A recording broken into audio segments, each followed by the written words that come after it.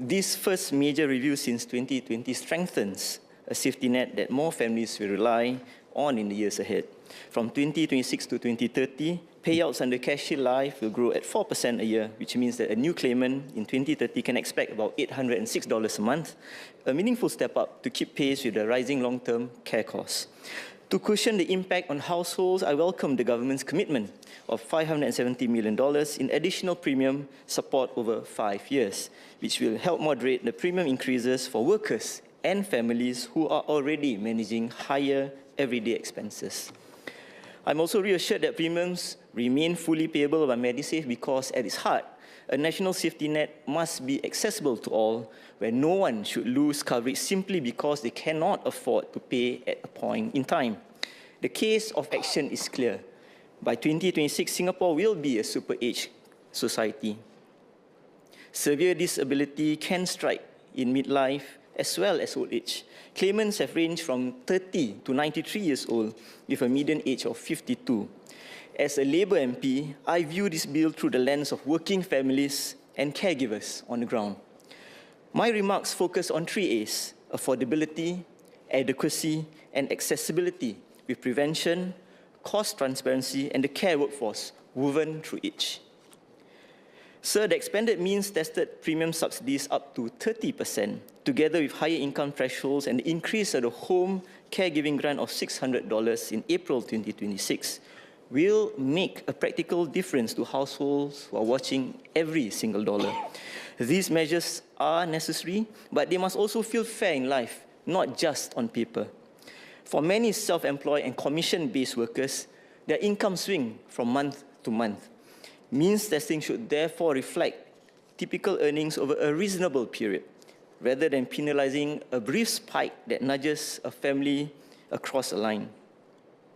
Affordability must also recognize gendered realities.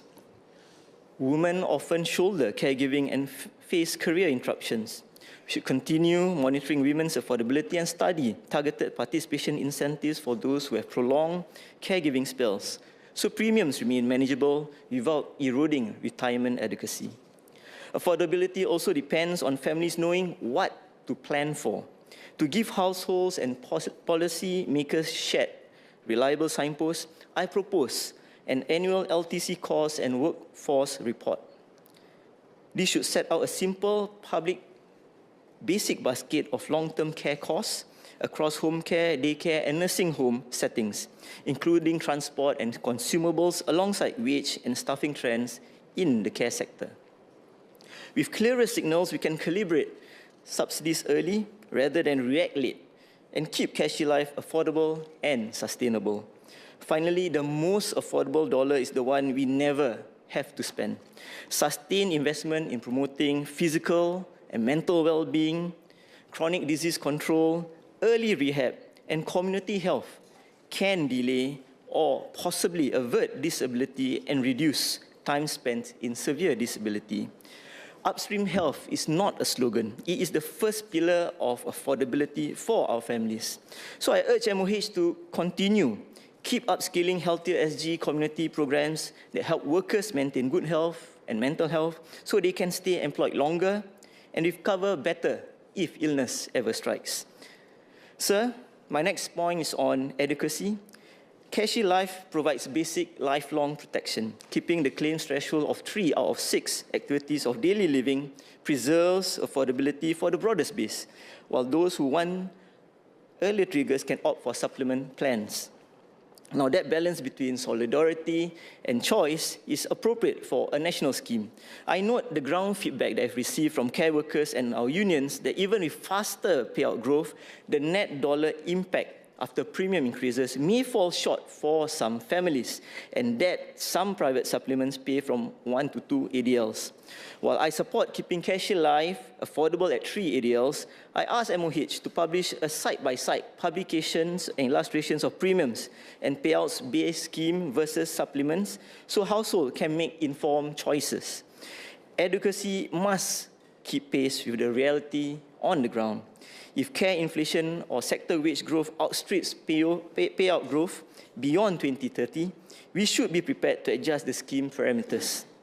The annual LTC cost and workforce report will give the Council and us in Parliament early warnings of cost and wage pressures so refinements can be timely made rather than overdue. Adequacy rests on people, not just on numbers. When care workers are short-staffed or burnt out, our families end up paying more for private help or coping alone.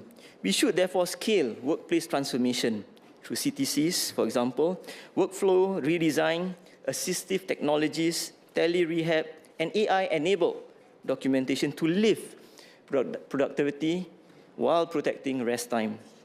Crucially, productivity gains should translate into fair wages for care workers and tangible savings for families.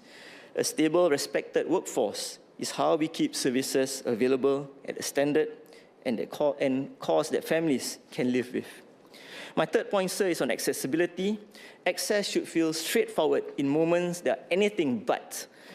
A single severe disability assessment ought to open the doors to related schemes, such as the home caregiving grant, without repeated forms and revisits, while clinically appropriate tele-assessments can spare less mobile seniors and time-pressed caregivers additional trips.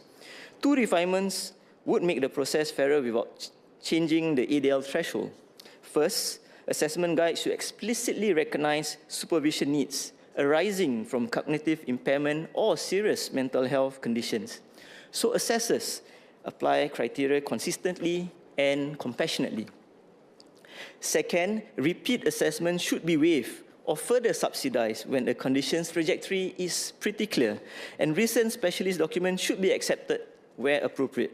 Alongside this, aligning eligibility rules, including property annual value thresholds, would prevent families from qualifying for one scheme but missing out on another due to technicalities. Mr. Speaker, in Malay, please. Tuan, di kawasan saya di kolam air, merangkumi estet-estet lama seperti Bendemeer, Gilang Baru, Sims Vista dan St. George, ramai warga emas tinggal berdekatan dengan anak dan cucu mereka. Dalam banyak keluarga Melayu Islam, penjagaan dipikul. Dalam banyak keluarga Melayu Islam, penjagaan dipikul ahli keluarga yang masih bekerja. Di antaranya wanita, di samping mengasuh anak dan menyokong ibu bapa. Kos harian seperti pengangkutan, lampin dewasa dan rawatan susulan cepat meningkat dan tekanan mental kepada para penjaga sering tidak kelihatan. Oleh itu, 3 keutamaan harus dicepatkan. Kerja anjal sebagai norma supaya para penjaga kekal bekerja, khidmat satu pintu untuk penilaian, grant seperti home caregiving grant dan perkhidmatan komuniti serta laluan kembali bekerja dengan kredit latihan, penempatan kerja dan sokongan CPF supaya persaraan tidak terjejas. Langkah-langkah ini memudahkan akses, meringankan beban dan melindungi kesejahteraan mental para penjaga. So in conclusion, if we get the 3 A's right, affordability with fair help and clear cost signals, adequacy that keeps pace with real pressures and is anchored by a respected care workforce, and accessibility that is simpler, faster and kinder, then seniors in our older estates like mine and caregivers across Singapore can face the future with dignity and confidence. This bill moves us in the right direction. So let's pair it with the annual LTC costs and workforce report that I suggested, sustain workforce transformation that shares gains with both families and workers, and continued emphasis on prevention and mental well-being. Mr. Speaker, I support the bill.